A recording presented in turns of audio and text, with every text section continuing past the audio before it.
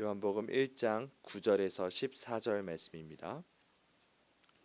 참빛 곧 세상에 와서 각 사람에게 비추는 빛이 있었나니 그가 세상에 계셨으며 세상은 그로 말미암아 지은 바 되었으되 세상이 그를 알지 못하였고 자기 땅에 오매 백성이 영접하지 자기 땅에 오매 자기 백성이 영접하지 아니하였으나 영접한 자 곧 그 이름을 믿는 자들에게는 하나님의 자녀가 되는 권세를 주셨으니 이는 혈통으로나 육정으로나 사람의 뜻으로 나지 아니하고 오직 하나님께로부터 난 자들이니라. 말씀이 육신이 되어 우리 가운데 거하심에 우리가 그의 영광을 보니 아버지의 독생자의 영광이요 은혜와 진리가 충만하더라. 이상은 하나님의 말씀입니다. 아멘. 오늘은 그리스도의 신성과 인성이라는 제목으로 함께 말씀을 나누고자 합니다. 이 요한복음이 쓰여질 당시의 상황은 영지주의라는 것이 한창 유행할 무렵이었습니다. 여러분 영지주의에 대해서 이름은 들어보셨죠? 이것의 핵심 사상은 이분법적이라는 것입니다. 영은 아주 좋은 것이다, 선한 것이다. 그리고 육은 아주 무익한 것이다, 악한 것이다. 이런 식으로 두 가지 영과 육을 완전히 분리해 놓은 것이었죠. 이 세상을 만드신 창세기의 하나님도 이 영지주의는 악하다라고 말을 했고, 또 심지어 예수 그리스도, 육신의 몸을 입고 오신 예수 그리스도도 악하다라고 주장하였습니다. 사도 요한은 이런 영지주의의 거짓된 교리를 부수어야 했습니다. 그리고 참된 진리가 무엇인지를 명확하게 초대교회에 가르쳐야 할 과제를 안고 있었죠. 요한복음이 쓰여진 주된 목적이기도 했습니다.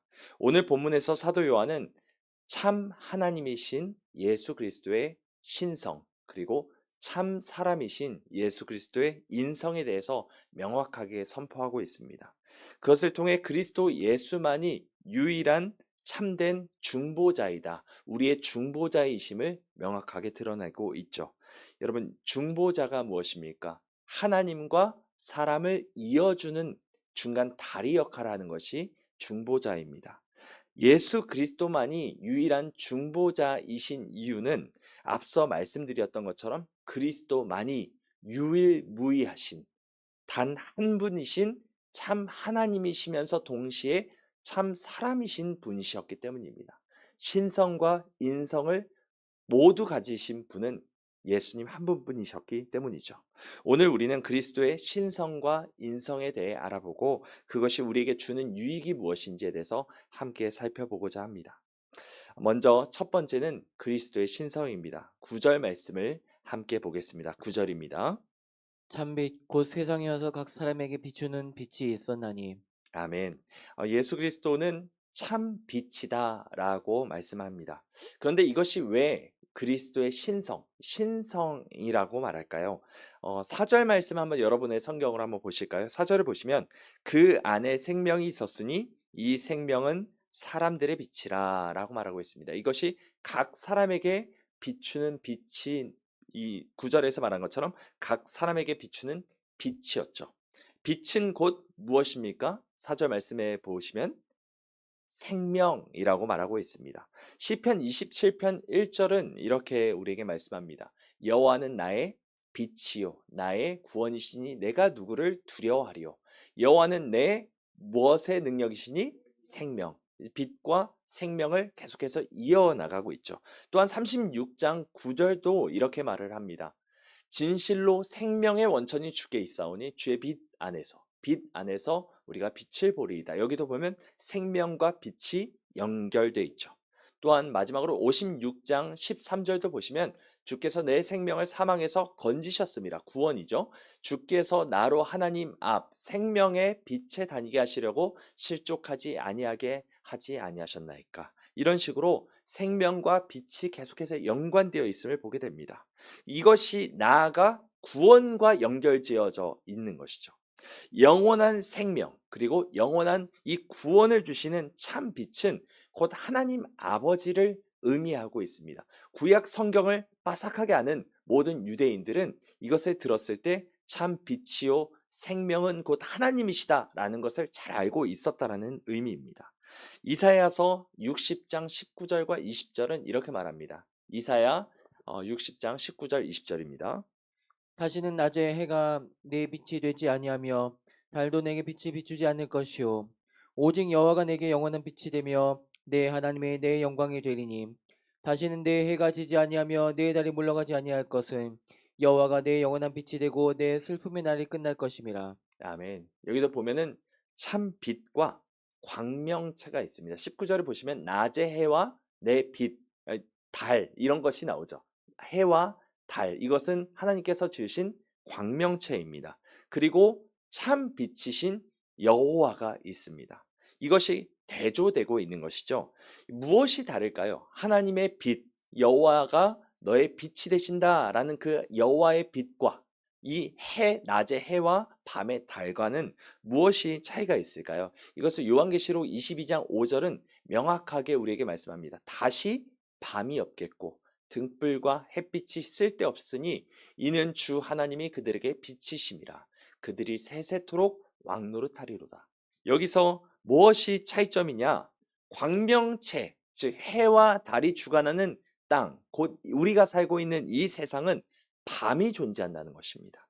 그런데 지금 방금 보셨던 것처럼 여호와가 우리의 빛이 되실 때는 다시는 뭐가 없겠고 밤이 없다라고 말을 하고 있죠. 하나님의 나라는 밤이 없습니다. 이 밤이 무엇을 의미합니까? 죄와 사망의 상징적 의미가 바로 밤입니다.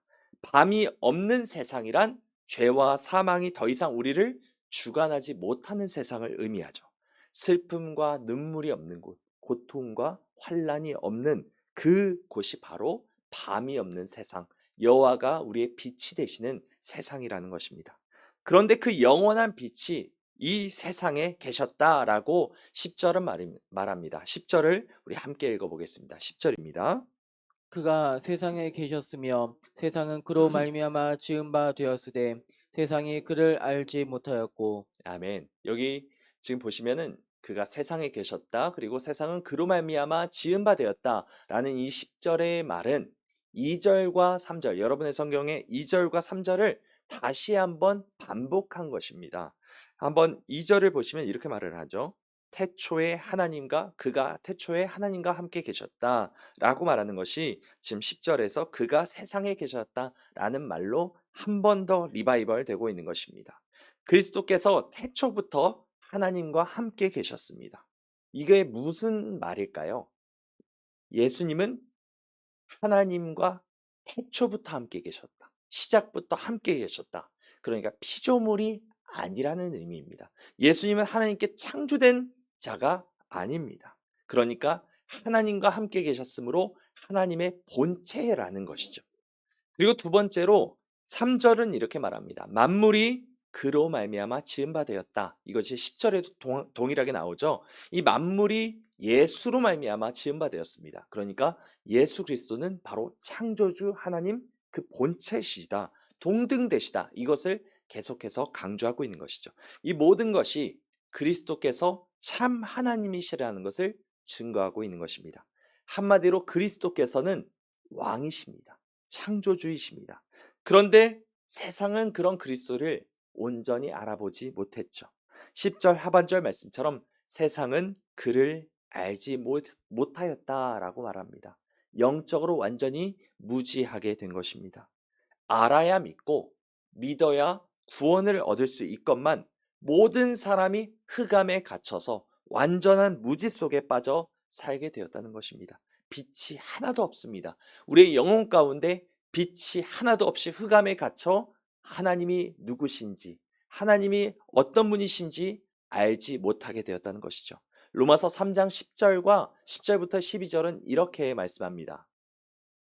기록된 바 의는 없나니 하나도 없으며 깨닫는 자도 없고 하나님을 찾는 자도 없고 다 지우쳐 함께 무익하게 되고 선을 행하는 자는 없나니 하나도 없도다.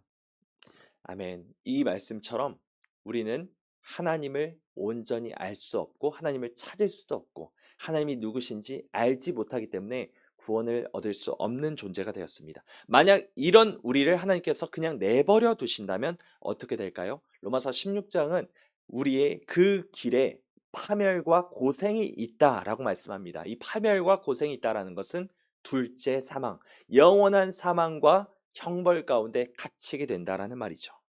그러나 하나님은 이런 우리를 영적인 무지 상태, 흑암의 상태에 그냥 내버려 두지 않으시고 누구를 보내십니까? 자기 아들, 독생자를 보내신 것입니다. 두 번째는 바로 그리스도의 인성에 대해 말씀합니다. 우리 11절을 읽겠습니다. 11절입니다. 자기 땅에 오매 자기 백성 영접하지 아니하였으나 네, 자기 땅에 오매 자기 백성이 영접하지 아니하였다라고 말합니다. 하늘에 속한 분이 흑암이 지배하는 땅으로 내려오신 것입니다. 그런데 여기 보시면은 자기 땅에 오셨다라고 말을 합니다. 자기 땅, 예수 그리스도의 땅이다라고 말하는 것이죠. 온 땅과 온 모든 만물은 모두 예수 그리스도의 소유라는 말이고요. 또 그 뒤에 보시면 자기 백성이라고 말합니다. 이 역시도 온 땅에 사는 모든 사람 역시도 모두 예수 그리스도의 것이다 라는 것을 분명히 말하고 있는 것이죠. 그러나 특별히 여기서 지금 자기 백성이 영접하지 아니하였다라고 말하는 여기 자기 백성은 특별히 유대인을 가리킵니다. 혈통적인 이스라엘을 말하는 것이죠. 이 자기 백성 이스라엘이 왕이신 그리스도를 영접하지 않았습니다. 왜 영접하지 않았을까요? 요한복음 3장은 이렇게 말씀합니다.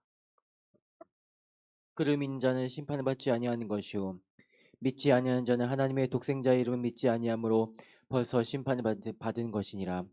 그 정죄는 이것이니 곧 빛이 세상에 왔으되 사람들이 자기 행위가 악함으로 빛보다 어둠을 더 사랑한 것이니라. 악을 행하는 자마다 빛을 미워하여 빛으로 오지 아니하나니 이는 그 행위가 드러날까 함이요. 아멘. 빛보다 어둠을 더 사랑했기 때문에 그래서 하나님을 온전히 예수 그리스도를 온전히 영접하지 않았다라고 분명하게 사도 요한은 말하고 있죠.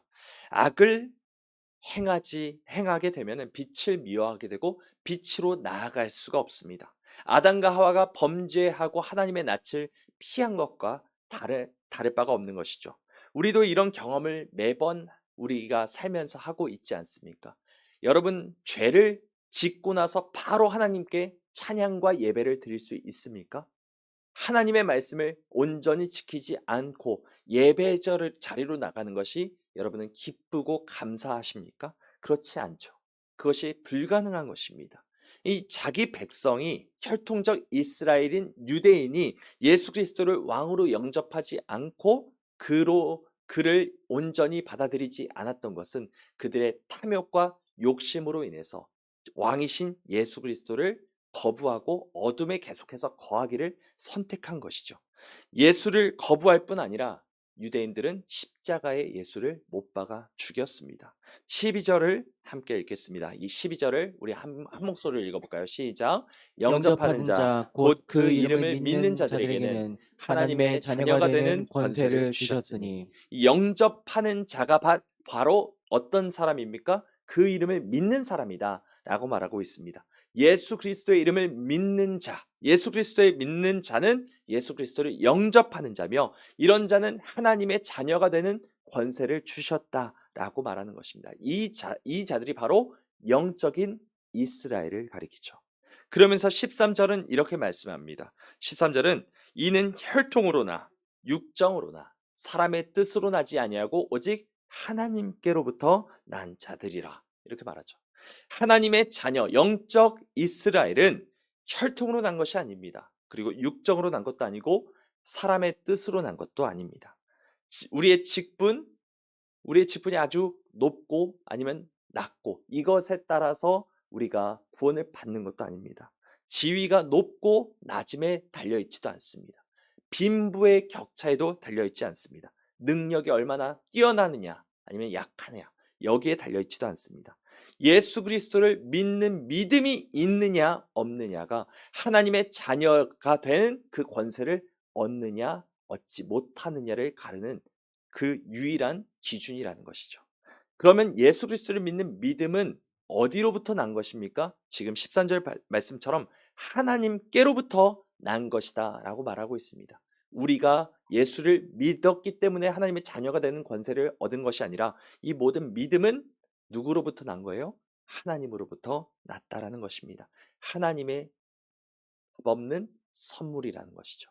우리가 무언가를 했기 때문에, 우리가 능력이 얼마나 뛰어났기 때문에, 우리가 자격이 있기 때문에 된 것이 아니라 하나님께서 그냥 주신 값없는 선물입니다. 히브리서 2장 11절은 이렇게 말씀합니다. 히브리서 2장 11절입니다. 우리 함께 한번 히브리서 12장 11절을 한번 찾아볼까요? 354페이지 정도 있습니다. 히브리서 2장 11절.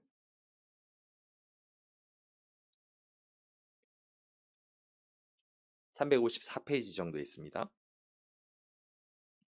네, 같이 읽어볼까요? 시작. 거룩하게 하시는 이와 거룩하게 함을 입은 자들이 다 한 근원에서 난지라. 그러므로 형제라 부르시기를 부끄러워하지 아니하시고. 여기서 보시면요, 거룩하게 하시는 이가 나오고요, 거룩하게 함을 입은 자들이 나옵니다. 거룩하게 하시는 이가 누구죠? 예수 그리스도, 하나님이시며 예수 그리스도를 가리킵니다. 그리고 거룩하게 함을 입은 자들은 누굴까요? 영적 이스라엘, 즉 우리를 가리키죠. 나를 가리킵니다. 이것이 다 한 근원이신 하나님으로부터 났다라고 말하고 있습니다. 그렇기 때문에 예수 그리스도께서는 우리를 뭐로 부르기를 부끄러워하지 아니하셨다고요? 형제라 부르다, 자매라 부르는 것을 부끄러워하지 않으셨습니다.